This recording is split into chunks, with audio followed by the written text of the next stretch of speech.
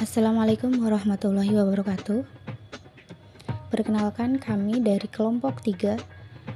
Nama saya Alifah dan kedua teman saya yaitu Masyita Kalubani dan Husnul Khotimah. Kami akan membahas materi tentang anggaran penjualan yang diambil dari modul pertemuan 3. Oke, langsung saja, yaitu yang pertama kami akan membahas tentang pengertian anggaran jualan. Anggaran jualan berarti anggaran hasil penjualan atau anggaran hasil proses menjual. Menjual atau sell berarti menyerahkan sesuatu kepada pembeli dengan harga tertentu dan pada saat tertentu.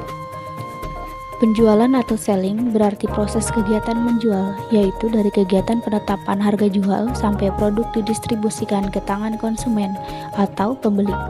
Jualan atau sales adalah hasil penjualan atau hasil proses menjual. Jadi, penjualan memiliki arti yang berbeda dengan jualan. Anggaran jualan disusun oleh fungsi penjualan, atau dalam hal ini, fungsi manajer penjualan atau yang lebih luas lagi, fungsi manajer pemasaran. Anggaran jualan merupakan rencana tertulis yang dinyatakan dalam angka dari produk yang akan dijual perusahaan pada periode tertentu. Jualan merupakan unsur dapatan atau revenues yang disebut dapatan jualan atau sales revenues. Jualan terdiri atas jualan kotor dan jualan bersih. Jualan bersih diperoleh setelah dikurang dengan potongan dan retur jualan. Manfaatnya yang pertama adalah berhasil tidak sebuah perusahaan tergantung pada keberhasilan bagian penjualan dalam meningkatkan jualan. Jualan merupakan ujung tombak dalam mencapai tujuan perusahaan mencari laba secara maksimal. Yang kedua, kesalahan di dalam penyusunan anggaran jualan mengakibatkan kesalahan pada anggaran yang lain. Dikatakan jualan merupakan ujung tombak dalam mencapai tujuan perusahaan karena jualan bagi perusahaan merupakan pendapatan. Yang ketiga, untuk meningkatkan jualan dapat dilakukan secara meningkatkan kuantitas barang dalam yang dijual, menaikkan harga jual per unit barang yang dijual. Faktor-faktor yang mempengaruhi penjualan.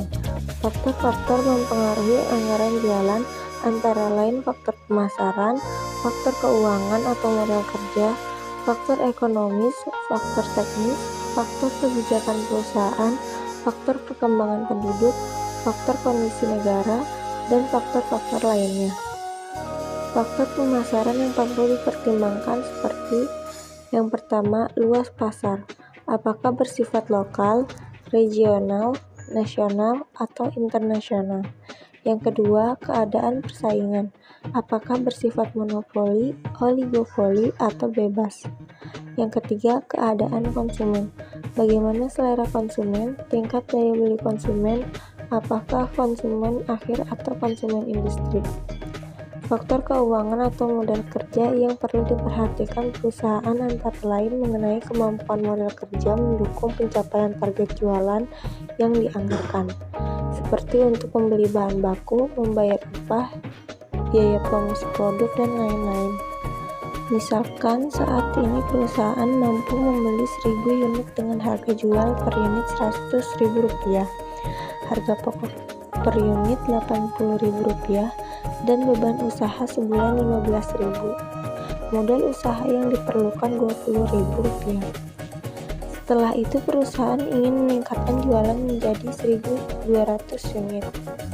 Modal usaha menjadi meningkat Rp25.000 dan beban usaha meningkat menjadi Rp18.000.